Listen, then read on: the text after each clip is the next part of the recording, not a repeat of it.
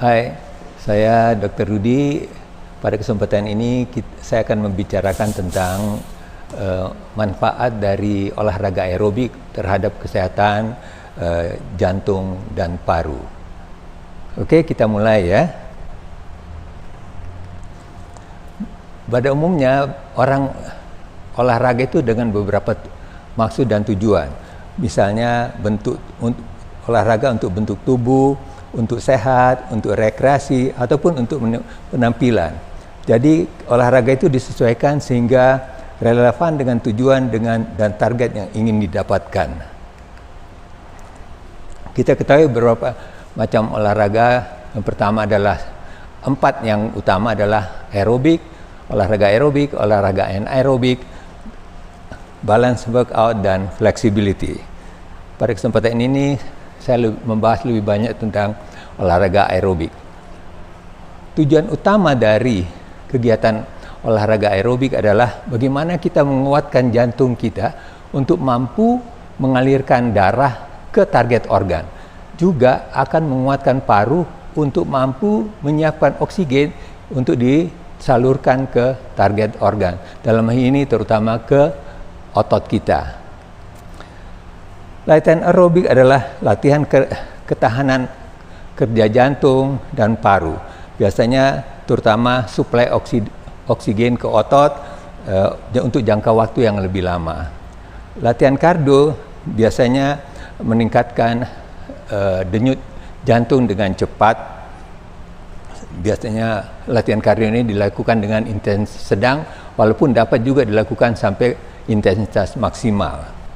Penggunaan oksigen pada latihan aerobik adalah kebutuhan utama. Jadi kalau kita sebut latihan aerobik, pasti kita membutuhkan oksigen. Dengan oksigen darah meningkat, biasanya energi meningkat, akibatnya kita tidak mudah lelah. Kegiatan aerobik biasanya melibatkan hampir seluruh otot di dalam tubuh kita, terutama tungkai bawah, ya, karena itulah yang menggerakkan kita. Kemudian menggunakan serabut otot tipe 1. Jadi otot yang dipakai adalah tipe 1 yang bergerak lambat. Selain itu, dengan olahraga yang teratur, aerobik yang teratur ini kita membuat kita stamina otot lebih bagus dan memperbanyak pembuluh darah di otot kita. Otot jantung memompa darah dengan lebih efisien. Kemudian dengan olahraga aerobik ini juga kita dapat meningkatkan daya tahan tubuh kita untuk waktu periode yang lebih panjang dan lebih lama. Untuk itu kita harus latihan aerobik ini di zona jantung yang disebut sebagai zona target zone, ya. Jadi kita harus latihan di level denyut jantung yang disebut dengan zona latihan. Kalau di luar itu biasanya kita tidak maksimal yang kita dapat atau overtrain. Oke, kita lanjutkan. Banyak manfaat yang didapatkan dari olahraga aerobik ini. Yang biasanya adalah yang pasti kesehatan jantung, kesehatan paru, memperkuat tulang, juga untuk kesehatan otak kita. Selain itu, katanya kalau kita rajin olahraga aerobik atau olahraga pada umumnya, kita biasanya tidak mudah stres, mudah tidur, ya, dan kita biasanya lebih gembira. Sistem kardiovaskular terdiri adalah jantung dan pembuluh darah. Jadi kardiovaskuler, kardio itu jantung, vaskuler itu pembuluh darah. Jadi kalau kita sebut sistem kardiovaskuler, berarti kita berbicara tentang jantung dan pembuluh darah. Gunanya adalah memompa darah yang berisi oksigen ke target organ, dalam hal ini terutama otot. Dengan aktivitas fisik yang bagus, biasanya kita dapat menguatkan sistem kardiovaskuler kita. Sumber tenaga yang dipakai pada olahraga aerobik ini adalah glikogen, glukosa dan lemak. Biasanya glikogen ini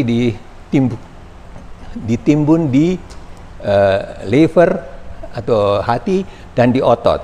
Dan biasanya yang di otot biasanya tidak bisa dipakai ke bagian tubuh yang lain, hanya dipakai untuk pergerakan otot. Sedangkan yang di liver dapat dirubah kembali menjadi glukosa untuk dipakai untuk bagian tubuh yang lain, ya. Sedangkan cadangan glikogen ini adalah di otot sekitar kurang lebih 300 gram, sedangkan di liver sekitar 100 gram. Yang di liver ini dengan cepat mudah habis. Biasanya kalau kita tidak makan dalam 12 sampai 4 jam, cadangan glikogen di liver akan habis, ya. Dipakai untuk aktivitas hari-hari. Oke. Ada yang disebut dengan exercise performance atau cardiorespiratory fitness. Adalah kemampuan dari sistem kardio, jantung dan pembuluh darah mengatur aliran mengatur aliran oksigen ke masing-masing organ yang aktif. Yang paling terjadi perubahan adalah di otot, ya. Kalau dalam keadaan istirahat, biasanya otot kita hanya kebagian 15 sampai 20% dari suplai darah yang dialirkan oleh jantung. Begitu kita latihan olahraga, biasanya aliran darah ke otot akan meningkat 4 sampai 5 kali, yaitu sekitar 84%, ya. Sedangkan organ-organ tubuh yang tidak terlalu dibutuhkan pada olahraga akan mengalami penurunan suplai darah. Misalnya kita lihat di sini pada saluran pencernaan, biasanya akan terjadi penurunan dari suplai darah, ya. Kita lihat di liver biasanya 27% pada waktu istirahat, sedangkan pada waktu exercise dia menurun, hanya suplai darah hanya 2%. Pengaruh latihan aerobik pada jantung, otot jantung menguat akibat venous return yang naik. Venous return adalah kembalinya darah dari tubuh ke jantung. Makin banyak darah kembali ke jantung, makin kuat jantung kita untuk memompa darah. Disebut myocardial contractility, jantung kita akan menjadi lebih tinggi. Jadi karena kontraktinya makin bagus, suplai oksigen akan meningkat dan lebih banyak ke otot. Ada istilah yang disebut dengan detak jantung istirahat atau resting heart rate. Secara praktis, ini resting heart rate ini atau denyut jantung istirahat ini dapat dipakai untuk mengukur kebugaran kita. Ya, biasanya makin rendah dia, makin bugar kita. Ya, kenapa? Karena dengan rendahnya denyut jantung istirahat kita lebih efisien menggunakan oksigen.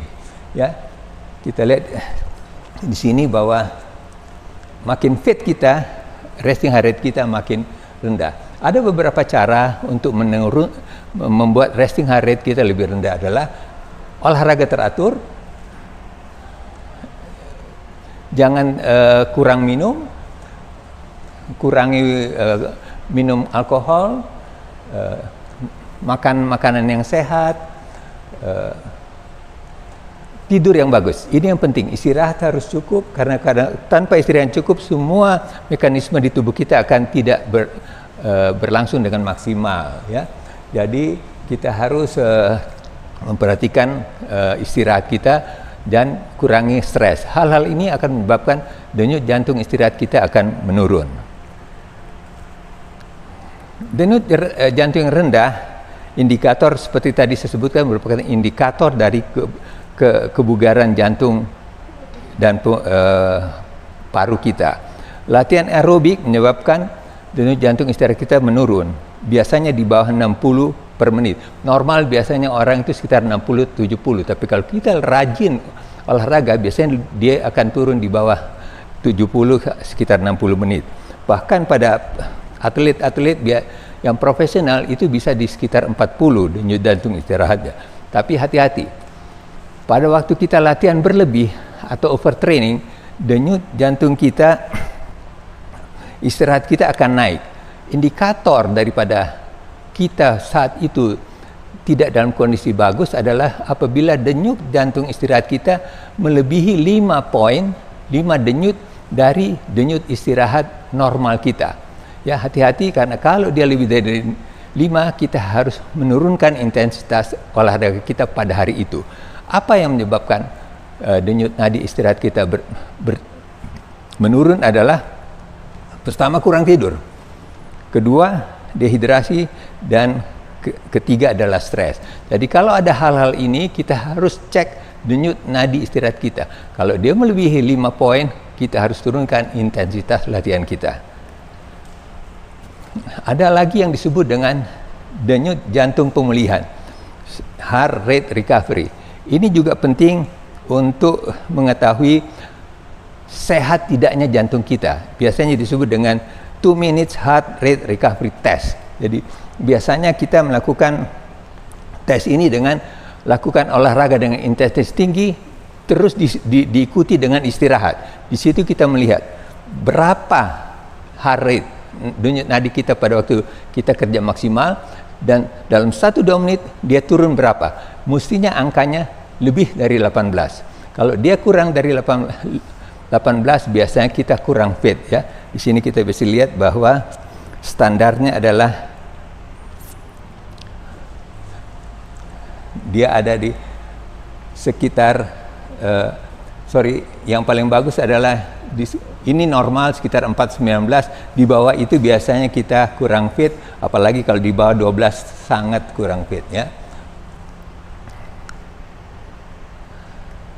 Oke, ini ada tabel di mana kita lihat bahwa memang kita harus butuh minimal angka 18, 2 minutes recovery test.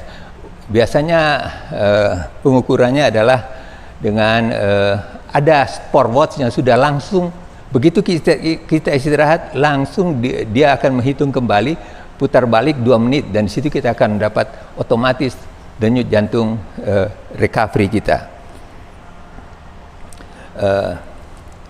Respon tubuh terhadap olahraga biasanya, pada waktu kita olahraga, kita akan bernapas lebih tinggi.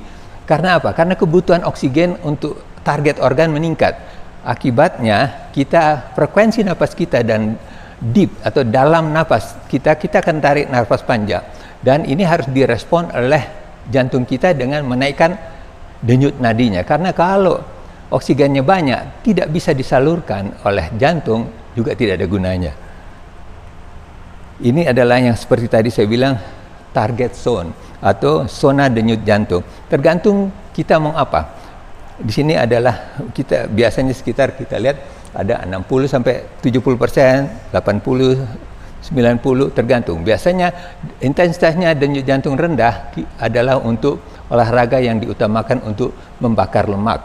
Sedangkan ada zona aerobik, lebih tinggi lagi zona anaerobik. Biasanya kita dianjurkan untuk melakukan aerobik sesuai dengan standar WHO adalah kardio intensitas sedang 150 menit per minggu atau 30 menit 5 kali seminggu. Tapi ada juga patokan lain adalah untuk kesehatan kita biasanya latihan aerobik 30 menit 5 kali sehari, 5 kali seminggu. Sedangkan untuk bakar lemak biasanya kita harus lebih lama lagi, sekitar 60 menit per kali 5 kali seminggu. Dan untuk bentuk tubuh biasanya kita lakukan latihan aerobik 30 sampai 60 menit ditambah dengan 2 kali latihan beban per minggu, ya. Jadi kalau masing-masing kita harus tahu kita mau apa. Inti daripada latihan olahraga ini, tujuan kita olahraga apa, ya. Harus sesuai dengan tujuan, disesuaikan dengan volume olahraga kita. Pengaruh latihan aerobik pada paru, biasanya kebutuhan waktu kita latihan, kebutuhan oksigen akan meningkat. Ini akan menstimulasi paru untuk meningkatkan kapasitas paru untuk menyediakan O2. Ada pula yang disebut istilah VO2 max. Ini adalah komponen yang penting, adalah volume maksimal oksigen yang dapat dipakai tubuh pada waktu kita melakukan olahraga intensif. Ukurannya biasanya oksigen per mililiter per kilogram badan per menit, ya. Jadi oksigen dialirkan ke darah, direspon dengan kemampuan otot. Jadi waktu oksigen kita disalurkan dengan banyak oleh jantung kita, otot kita harus siap untuk menerima. Jadi makin bagus respon dari otot, makin tinggi VO2 max kita.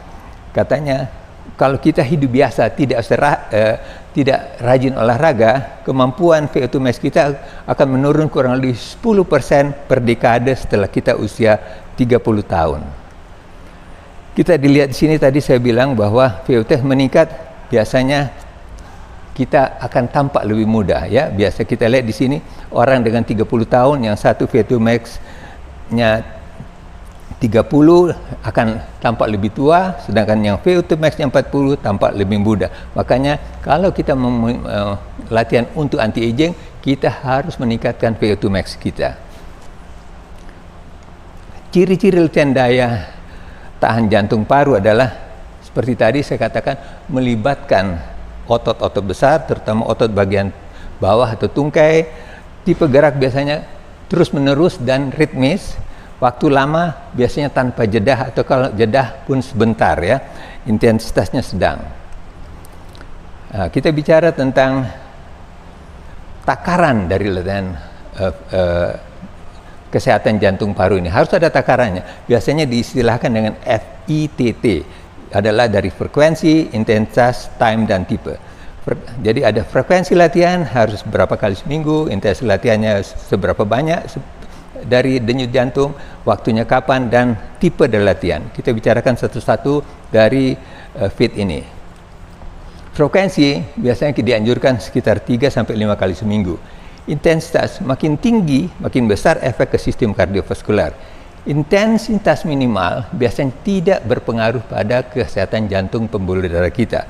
Biasanya kita harus berada minimal, kita harus tahu training zone kita. Yang optimal adalah kita latihan di training zone kita. Nanti kita lihat bagaimana menghitung training zone. Selain itu, untuk mengetahui training zone, kita juga perlu mengetahui apa yang disebut dengan denyut jantung cadangan. Apa artinya? Atau heart rate reserve, ya. Itu nanti kita bicarakan. Untuk orang baru olahraga, biasanya kita mulai dengan rendah sekitar 60% dari denyut jantung, kemudian pelan-pelan dinaikkan. Intensitas latihan seperti saya katakan tadi, makin tinggi intensitas latihan, makin besar manfaatnya terhadap sistem kardiovaskuler. Di bawah itu tidak meningkatkan kardiovaskuler. Intensitas sedang biasanya sekitar 50-70% denyut jantung maksimal. Biasanya napas kita cepat, berkeringat setelah kita latihan 10 menit dan masih mampu berbicara. Intensitas latihan tinggi biasanya 70-85% dari denyut jantung maksimal kita. Biasanya napas kita akan lebih cepat dan dalam, kita lebih cepat berkeringat.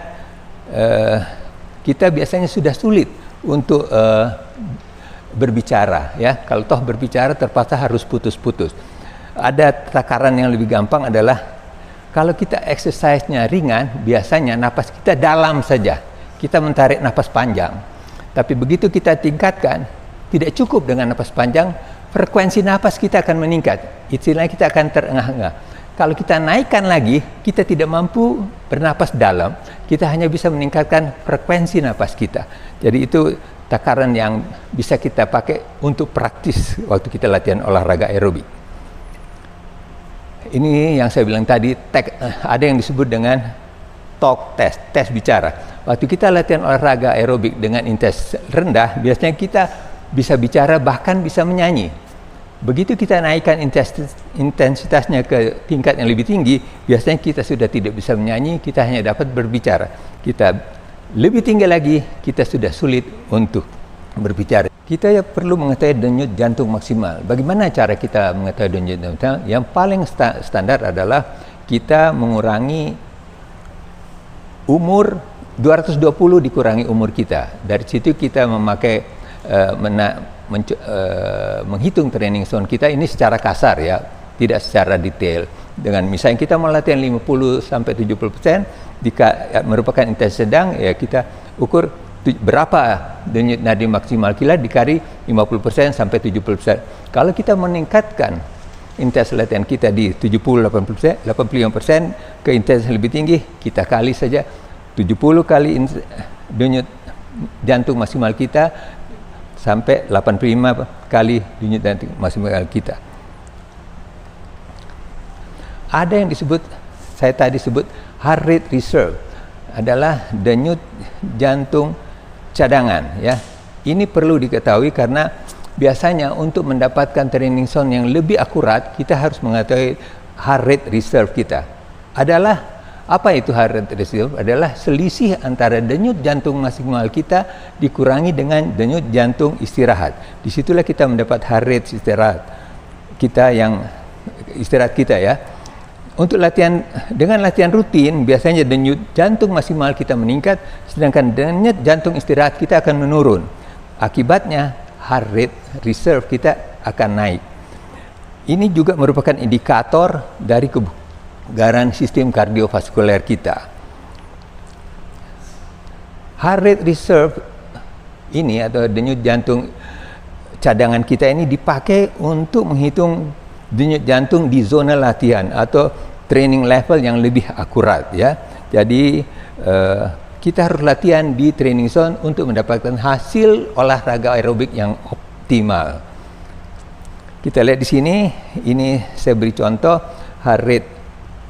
Bagaimana kita mengetahui heart rate reserve kita adalah denyut jantung tinggi dikurangi denyut jantung istirahat. Dalam hal ini saya merekam denyut jantung saya dengan denyut jantung tinggi saya 126, sedangkan denyut jantung istirahat saya 43, jadi saya mendapat angka heart rate reserve saya adalah 83. Ya, kita lihat cara menghitung heart rate reserve itu adalah kita harus dapat heart rate maksimal dikurangi dengan heart rate istirahat. Ada macam cara, tapi yang paling akurat adalah kita menghitung heart rate istirahat kita adalah pada waktu kita bangun pagi, di mana kita belum melakukan aktivitas, karena heart rate istirahat kita akan dengan cepat berubah waktu kita bangun tidur sudah melakukan aktivitas. Jadi kita tidak mendapatkan hasil yang akurat ya. Ini ada caranya.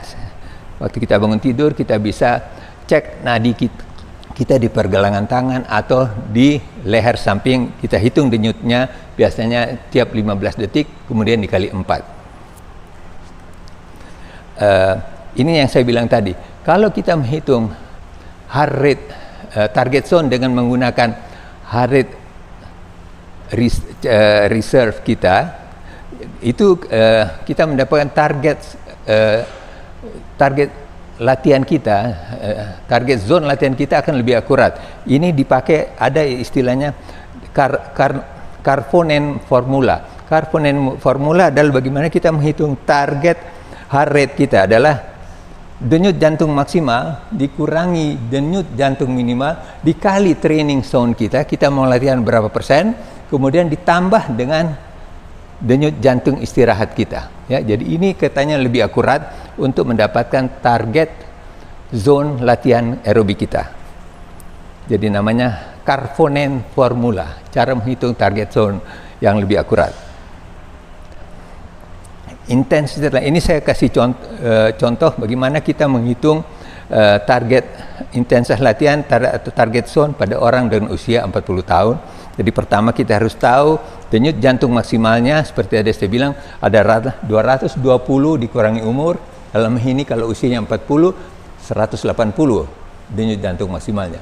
Denyut jantung istirahat kita hitung dapat angka 53. Makanya heart rate reverse denyut jantung cadangan dia adalah 180 kurang 63 dapat 117. Batas atasnya seperti tadi saya bilang, dia melatihan di antara 80% dan 60%. Berarti batas atasnya 80% dikalikan, kemudian ditambah dengan heart rate istirahatnya seperti tadi 63, kita dapat angka 156 ya gitu. Kemudian batas bawahnya dia latihan di 60%, kita dapat angka 133, kurang lebih 133 ya.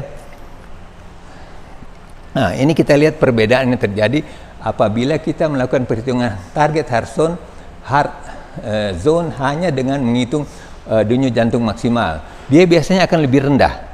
Kita lihat ini ya, di sini ada grafik di mana kalau kita latihan menghitung target zone biasanya dia lebih rendah. Contohnya waktu kita dengan menghitung hanya dengan denyut jantung maksimal, tidak menghitung heart rate cadangan kita, biasanya di 70% di sini itu ternyata hanya 60% dengan pakai perhitungan dengan menggunakan heart rate reserve. Jadi kadang-kadang kita under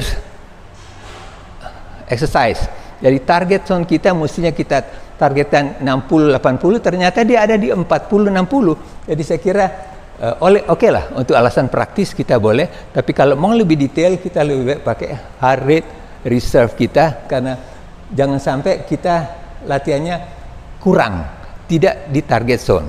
Oke? Ya.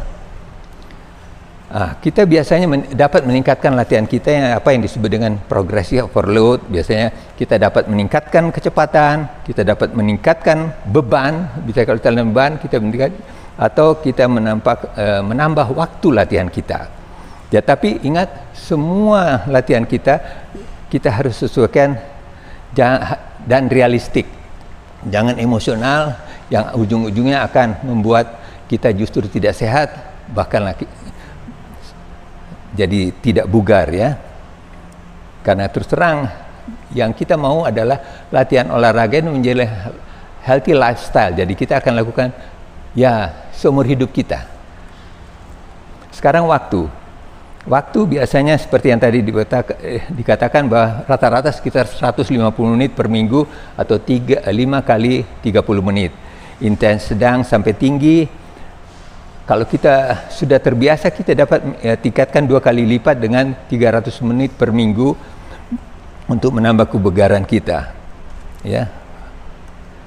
Ini kita perlu diketahui bahwa makin tinggi intensitas latihan kita, durasi latihannya, waktu latihannya akan makin pendek. Kalau dia sedang, biasanya durasinya juga sedang. Biasanya kalau intensitas rendah, kita bisa melakukan latihan ini dengan durasi yang lebih panjang. Latihan aerobik saya kira kita semua tahu, semua yang menggunakan bisa treadmill, bisa lari, bisa lompat tali, bisa senam dan sebagainya. Sekarang metode latihan. Metode latihan adalah latihan kontinu, latihan interval, latihan sirkuit maupun fartlek. Di sini kita akan lebih banyak membicarakan tentang latihan kontinu dan latihan interval. Latihan kontinu, nama lainnya adalah long slow distance training atau steady state training atau low intensive steady state. Biasanya latihan dengan kontinu kita tidak sampai terengah-engah. Jadi tidak terjadi apa yang disebut dengan oxygen debt, utang oksigen, ya.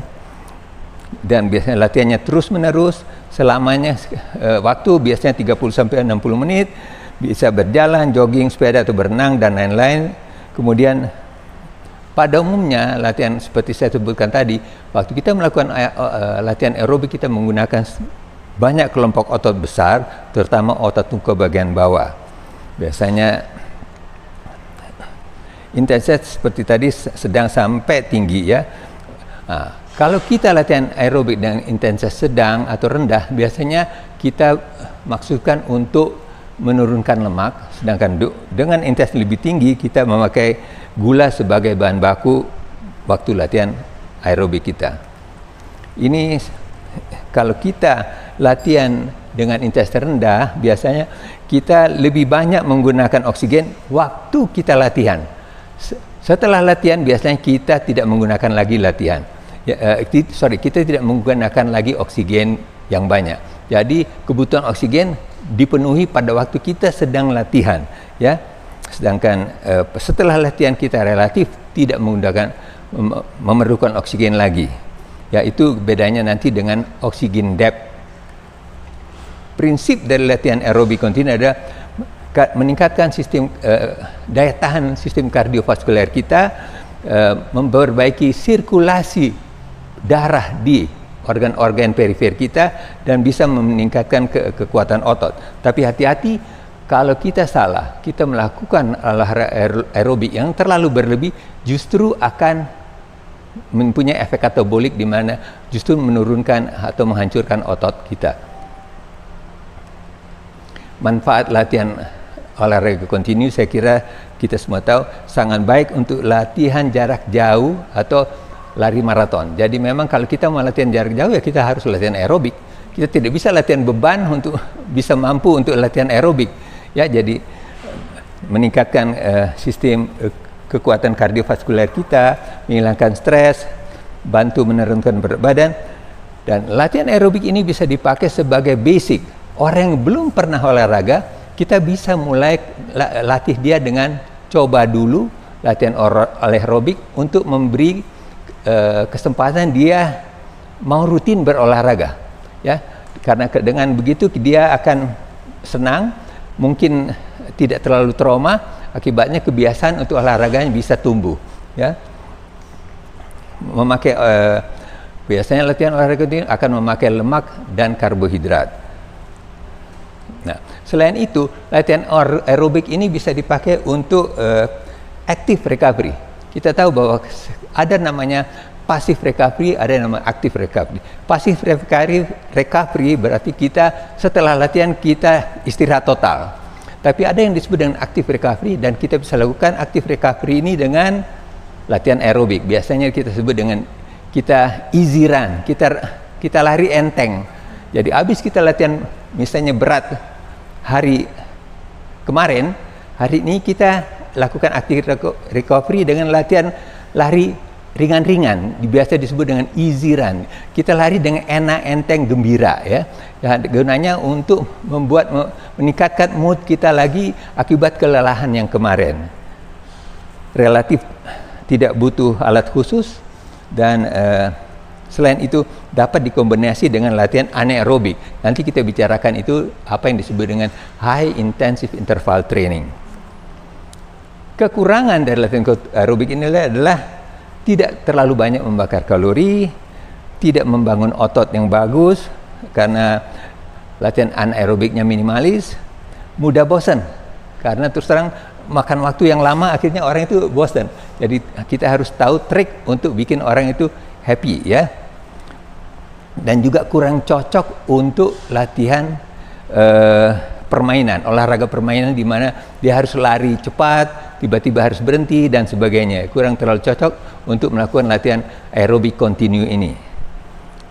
Dan selain itu kita harus banyak variasi dari latihan aerobik ini, karena biasanya tubuh mudah beradaptasi dengan latihan kontinu aerobik ini. Jadi kita harus banyak variasinya, ya. Metode latihan berikutnya adalah latihan interval. Apa yang disebut dengan latihan interval adalah latihan selang-seling antara exercise dan istirahat. Yang paling gampang kita lakukan latihan interval adalah dengan berlari. Ini paling gampang, ya. Bisa disebut juga non-weight training interval workout. Jadi tanpa beban kita lakukan latihan interval. Bisa kombinasi antara intensitas tinggi dengan intensitas rendah. Jadi ada selang-seling antara exercise dan istirahat. Waktu kita exercise, kita bisa maksimalkan dengan intensitas tinggi, kemudian waktu kita istirahat, kita bisa turunkan intensitas kita. Perbandingan bisa 1-1, 1-3, 1-2, dan sebagainya. Pengulangan biasanya antara 3 sampai 12 kali, rata-rata sekitar 8 kali, ya. Ini kita lihat, latihan interval, denyut jantung kita akan naik maksimal, kemudian dia turun waktu kita istirahat. Naik lagi sesuai dengan intensitas kita lakukan, turun ke titik rendah lagi waktu kita istirahat, ya. Jadi kita bisa kombinasi antara high intensive interval training dengan low intensive steady state, ya. Biasanya kita tidak boleh melakukan latihan interval terlalu sering. Biasanya maksimal 2 sampai 3 kali seminggu kita lakukan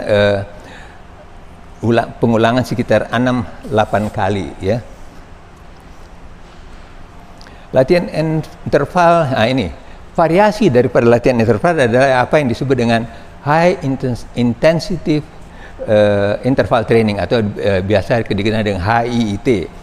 Ada juga orang bilang ini anabolic cardio atau anabolic running. Nanti kita bicarakan why, kenapa dia disebut sebagai anabolic running.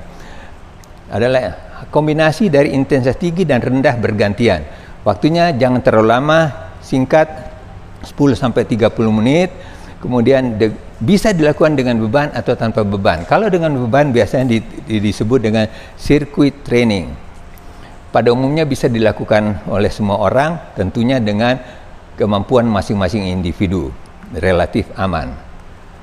Nah, ini kita lihat sama saja seperti tadi, grafik yang tadi, bahwa waktu kita latihan interval, denyut jantung kita akan naik terus dengan mengkombinasikan antara latihan maksimal dan latihan minimal. Jadi kita bisa meningkatkan denyut nadi kita sampai ke batas maksimal, tapi hanya sebentar. Jadi tidak akan memberatkan jantung untuk latihan di zona maksimal terlalu lama. Dan ini ternyata sangat bagus untuk kesehatan jantung kita. Nah, seperti tadi saya sebut, bahwa waktu kita lakukan latihan high intensive interval training, kita akan melakukan latihan dengan intensitas tinggi, kemudian kita turun istirahat. Waktu kita istirahat, ada 3 kesempatan. Setelah kita latihan, kita lari cepat dengan intensitas tinggi, kita setelah sampai waktunya, misalnya kita lari cepat 30 detik, kita sampai 30 detik, kita berhenti, diam, tidak lakukan apa-apa. Kemudian yang kedua adalah begitu kita selesai latihan maksimal 30 detik, kita jalan, tidak berhenti. Yang ketiga adalah setelah kita latihan maksimal 30 detik misalnya, kita justru jogging. Masing-masing ini memberi manfaat yang berbeda. Jadi tidak semua high intensitas interval training mempunyai nilai aerobik yang sama. Tergantung kita istirahat di zona apa. Kita standing, walking, atau jogging. Biasanya untuk standing kita berguna untuk mempercepat kemampuan lari kita dan kekuatan kita. Sedangkan walking biasanya dipakai orang-orang yang baru melakukan HIIT karena itu paling ringan. Sedangkan untuk meningkatkan endurance kita harus melakukan HIIT dengan masa istirahatnya tidak berhenti, tidak jalan, tapi jogging, ya. Jadi kita lihat sini ada diagram yang membedakan bahwa kalau kita standing biasanya dayanya lebih tinggi, walking lebih rendah, jogging lebih rendah, tapi daya tahannya makin tinggi. Ternyata dengan HIIT kita membakar kalori lebih banyak 25-30% dibanding dengan latihan continue.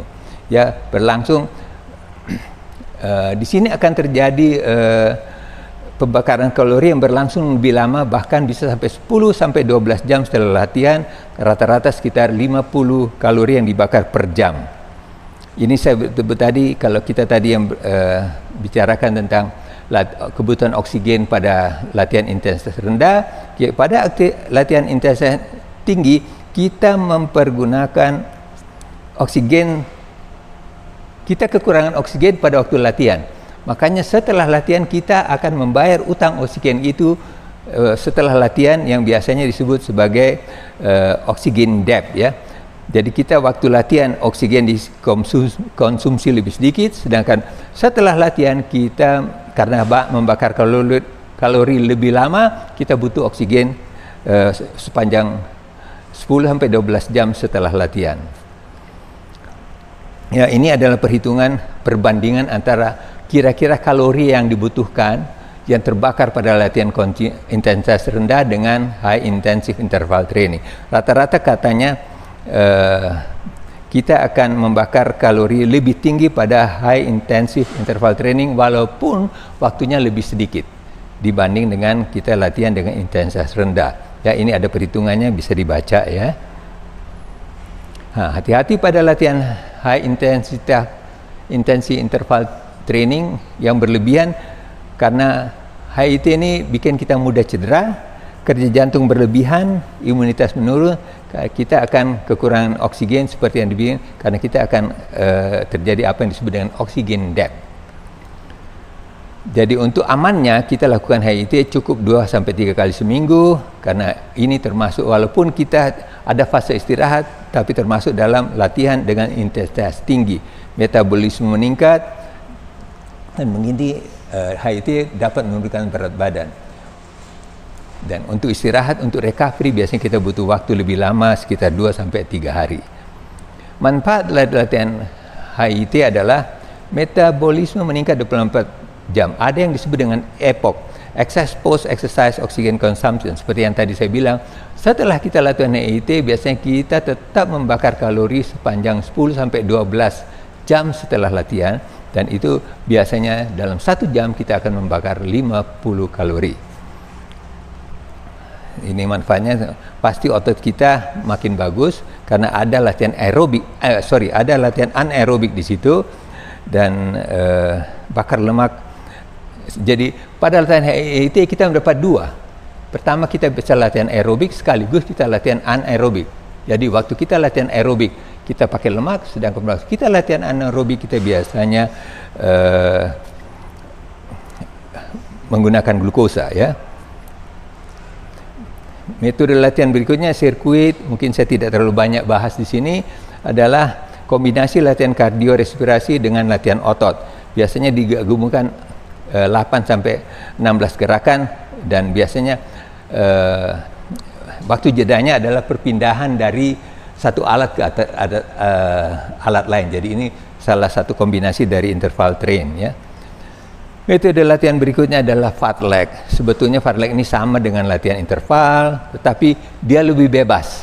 Kita tidak menentukan pattern yang sama. Artinya kita masih patokan-patokan outdoor di mana kita mau berhenti, di mana kita mau lari. Jadi grafiknya akan Anda lihat tidak akan sama seperti kalau kita pakai klasik interval ya. Selalu sama. Kalau di kita fartlek, kita kadang-kadang tinggi, kadang-kadang lebih lama. Jadi ini tapi keuntungan dari fartlek biasanya orang itu lebih happy karena dia tidak diikat oleh aturan-aturan. Dia lebih senang. Saya mau lari misalnya dari pohon ini ke pohon itu, atau dari tiang listrik itu ke tiang listrik ini. Jadi akibatnya tidak ada patokan. Saya mau lari 2 menit atau di satu ketika saya mau lari 1 menit, tergantung patokan yang kita ambil, yang kita dapat di jalan atau di sekitar latihan aerobik kita. Biasanya kita lebih happy ya. Nah, sekarang saya akan bicara sedikit tentang running. Ya, pada olahraga pada umumnya, terutama pada olahraga lari, kita ada 3 sistem energi yang kita pakai. Pertama adalah ATP creatine fosfat, kedua adalah anaerobic glycolysis, yang ketiga adalah aerobic energy system. Jadi ketiga ini biasanya dipakai tergantung kita lari untuk apa? Biasanya untuk sprint kita memakai kreatin fosfat karena dia habis dalam waktu singkat. Dalam maksimal 30 detik dia sudah habis. Untuk lari jarak sedang kurang lebih sekitar 400 meter, kita memakai tenaga yang berasal dari anaerobic glycolysis. Jadi pemecahan glikogen pada situasi anaerobik. Kalau kita lari lebih lama, kita harus pakai energi dari aerobik system. Kita coba bahas satu-satu ya. Kesemuanya ini dasarnya adalah menghasilkan tenaga yang disebut adenosine trifosfat ya, ATP. Ini merupakan sumber energi utama. Pertama, fosfagen system. Biasanya anaerobik pada kebutuhan energi yang segera, misalnya sprint, angkat beban. Kreatin fosfat ini cepat habis, maksimal sekitar 10 sampai 30 detik. Jadi kalau kita mau latihan olahraga lebih lama dari ini, tidak mungkin kita pakai fosfat sistem ya. Kedua adalah glycolysis sistem, ini masih dalam suasana anaerobik. Dia akan habis dalam 1-3 menit. Terjadi pemecahan glukosa dan pada latihan ini akan terbentuk apa yang disebut namanya asam laktat. Makanya latihan glycolysis sistem ini biasa disebut dengan laktat sistem ya. Biasanya kalau laktat sistem, asam laktat kita tertimbun, maka biasanya kita akan merasa kelelahan dan ada perasaan nyeri di otot. Kalau latihan kita cukup, tidak terlalu lama, asam laktat ini akan dibawa ke liver, kemudian dinetralisir di situ. Ya, berhenti, jadi kita punya tidak berlanjut, latihan kita pun berhenti. Ya. Kemudian kenapa kita merasa nyeri? Karena antara pembentukan asam laktat akibat kita olahraga dengan kemampuan netralisasi liver menetralisir asam laktat lebih banyak pembentukannya. Akibatnya asam laktat itu akan bertumpuk di otot dan itu menyebabkan kita kelelahan dan nyeri otot ya. Nah, ini yang disebut ada yang disebut dengan siklus Cori. Kita lihat bahwa waktu kita latihan akan terbentuk asam laktat di darah. Asam laktat ini harus dikirim ke liver untuk dirubah jadi glikogen. Kalau kita tidak lakukan latihan lagi, glikogen disimpan di liver. Tapi kalau kita berlanjut latihan, glikogen ini harus dirubah lagi menjadi glukosa yang disebut sebagai glikogenolisis. Jadi glikogennya dipecah lagi menjadi glukosa, dan glukosa ini dipakai lagi oleh otot untuk latihan olahraga lagi. Siklus ini akan berputar. Makin seimbang siklus ini, makin kuat kita latihan, ya. Nah, yang ketiga adalah aerobik system. Aerobik system ini kita bisa memakai semua energi yang ada, baik karbohidrat, fat maupun protein. Tapi pada aerobik system ini biasanya energinya terbentuk agak lambat, disebut low intensity activity. Biasanya untuk seperti tadi kita sebut, pada waktu kita latihan aerobik dengan intensitas rendah, kita menggunakan lemak sebagai bahan baku, ya. Jadi kita lihat kita bisa memakai semua bahan, glukosa, fat, protein untuk menghasilkan adenosine trifosfat. Jadi tenaga kita itu ada satu adenosine, ada 3 fosfat, makanya disebut adenosine trifosfat, ya. Nah, ini yang saya mau kata. Kalau kita latihan aerobik dengan intensitas rendah, kita memakai terutama metabolisme lemak. Kalau kita memakai lebih tinggi, kita memakai kombinasi antara lemak dan glukosa, sedangkan pada waktu kita latihan lebih tinggi lagi, kita hanya bisa memakai kita hanya bisa glukosa untuk latihan. Di sinilah biasanya pelari-pelari maraton atau pelari-pelari dengan jarak jauh harus melatih dirinya di zona anaerobic threshold ini. Nah, pada latihan lari ada istilah yang disebut carbo loading. Jadi sebelum latihan jarak jauh, kita biasanya harus mengisi otot kita dengan karbo. Ya, disebut dengan istilah carbo loading. Biasanya di tinggi karbohidrat untuk mengisi glikogen sel otot. Makin banyak sel otot glikogen kita, biasanya kita makin lambat lelah dan kita bisa olahraga lebih lama. Yang penting harus dimulai bukan pada hari akan event lari. Kita harus mulai 3 sampai 4 hari sebelumnya. Ya, biasanya karbohidrat cukup tinggi, sekitar 45% dari kebutuhan kalori kita hari-hari. Dan biasanya carbo loading ini dibutuhkan apabila kita olahraga lebih dari 90 menit. Kenapa? Karena kalau kita olahraga lebih dari 90 menit, biasanya cadangan glikogen di tubuh kita, baik di otot maupun di liver, mulai kosong.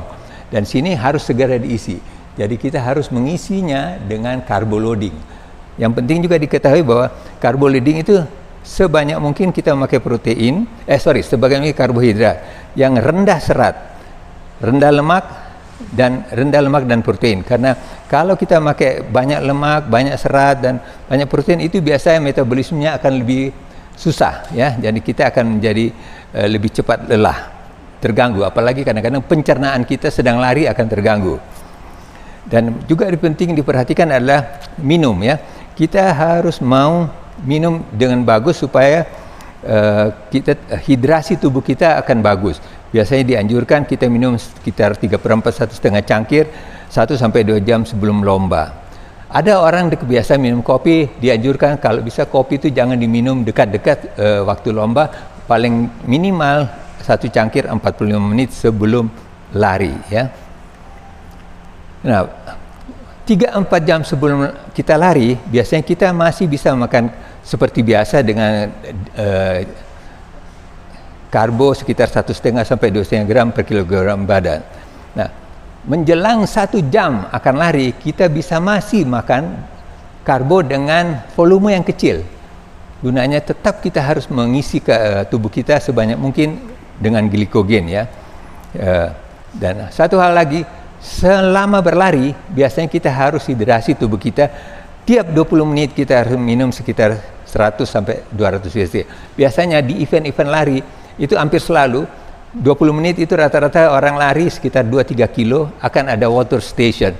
Di situ kita harus isi minum. Ada orang karena tidak merasa haus, dia lewati water station itu. Itu yang paling bahaya karena dia akan dehidrasi nantinya. Jadi kita setiap water station kita harus usahakan minum untuk hidrasi tubuh kita dengan baik, ya. dan tidak boleh banyak, cukup secukupnya, karena kalau dia banyak lambung kita akan bergerak dan itu akan mengganggu aktivitas kita. Ya, kita lihat bahwa kalau dia tinggi, lambung kita itu kapasitas lambung kita itu kurang lebih airnya 900 cc dan maksimal 2000. Tapi kalau kita minum terlalu banyak, dia akan mengganggu, lambung kita akan dilatasi, akan melebar, dan itu akan mengganggu pergerakan kita pada waktu lari. Bahkan kadang-kadang terjadi peningkatan peristaltik sampai kita di tengah jalan harus berhenti. Nah, juga harus diperhatikan setelah lari, pasca lomba, harus ada pemulihan. Ingat, kita harus, tadi waktu kita lari jarak jauh, biasanya karbo kita habis dan kita harus cepat isi lagi dengan karboglikogen dan membangun kembali otot-otot yang rusak pada waktu kita latihan lari yang panjang, karena untuk itu kita butuh asupan karbohidrat dan protein dengan bagus. Kira-kira dianjurkan sekitar 1,5 kg karbohidrat per kilogram antara 30 menit sampai 2 jam. Jadi biasanya dalam 1 jam kita harus langsung sudah makan karbohidrat, ya. Dan sekitar 20 sampai 30 gram protein. Harus diingat pula rehidrasi. Jadi kita harus minum sampai 6 jam setelah kita lari. Patokan yang standar adalah kita melihat warna dari urina kita. Kalau urina kita masih warnanya kuning pekat, berarti kita kurang hidrasi. Harus minum lagi sampai warnanya menjadi putih seperti urina normal, ya. Biasanya sampai 6 jam setelah lomba. Sekarang banyak dijual apa yang disebut dengan energi gel, tergantung kita. Tapi satu advice saya, kalau Anda memakai energi gel ini harus dicoba dulu mana yang cocok. Jangan menjelang latihan Anda beli terus Anda pakai, karena bisa saja kita akan mengalami hambatan, ya, karena ada yang daya kerjanya hanya 15 menit, ada yang 20 menit, ada yang 30 menit, dan ada yang high volume, artinya begitu kita makan dia akan jadi volumenya jadi besar di lambung kita dan tidak enak. Jadi kalau kita memakai ini, kita harus coba jauh-jauh hari sebelum pertandingan, dan kita konsekuen pakailah. Kalau cocok itu terus kita pakai supaya kita tidak terganggu dalam event lari. Oke, ada beberapa teknik lari yang kita tahu bahwa kita tidak boleh lari dengan tumpuan pada tumit atau pada ujung jari. Yang paling benar adalah kita lari relatif rata, ya, atau yang disebut midsole, jadi tengah telapak kaki kita. Dan juga untuk lari yang efektif adalah kita harus melatih diri kita untuk bernapas melalui mulut, karena dengan melatih pernapas yang disebut dengan pernapasan diafragma, dengan bernapas melalui mulut, biasanya kita tidak terlalu lelah, karena sebagian besar 80% dari gerakan napas kita diatur hanya oleh diafragma. Jadi otot-otot leher, otot-otot dada kita tidak terlalu berperan, sampai tenaga untuk menggerakkan dada dan leher itu bisa dipakai untuk otot kaki waktu kita berlari. Ya, ini saya kira ilustrasi dari diafragma, pernapasan diafragma, ya. Sekarang kita bisa latihan aerobik dan anaerobik, kombinasi bisa, tidak kombinasi bisa. Tapi pada umumnya kalau kita mau full latihan anaerobik, biasanya kemampuan anaerobik kita akan lebih rendah. Sebaliknya, kalau kita menjadi contohnya, kalau kita menjadi bodybuilders, kita tidak mungkin punya kemampuan lari yang tinggi.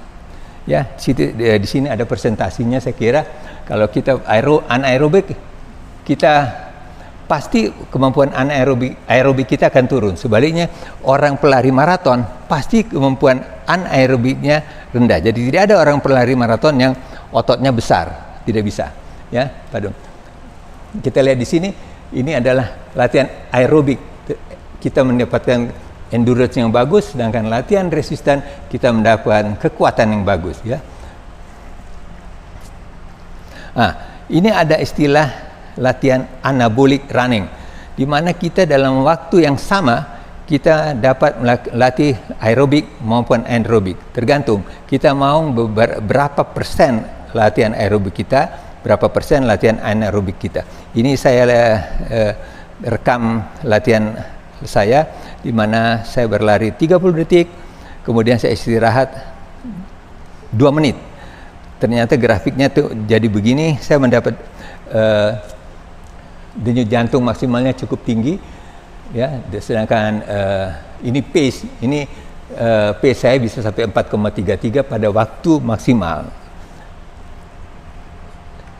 Oke, ini hasil yang didapat dari latihan saya tadi, bahwa saya latihan aerobik saya pada waktu dengan interval latihan 30 detik kemudian istirahat 2 menit, ternyata saya mendapat manfaat aerobik saya 2,3, sedangkan latihan anaerobik saya manfaatnya 3,0. Artinya waktu saya latihan dengan komposisi seperti tadi itu, latihan anaerobik saya lebih tinggi.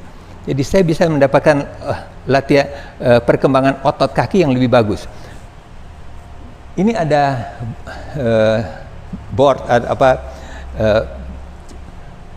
penilaian latihan aerobik dan anaerobik. Biasanya range-nya antara 0 sampai 5. Biasanya kita kalau mendapat manfaat dari latihan aerobik dan anaerobik, poinnya harus di antara 23 sampai 34. Kalau kita latihan di atas 5, biasanya itu sangat berbahaya, ya.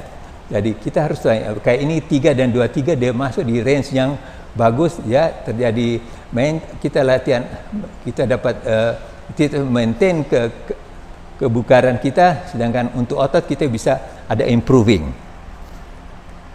Oke, pada latihan aerobik biasanya kita membuat efisiensi penggunaan O2, sedangkan pada latihan anaerobik kita membuat kapasitas menggunakan O2 kita makin meningkat. Oke, pada latihan-latihan anaerobik dan aerobik kita tahu bahwa kita akan memakai jenis otot yang berbeda.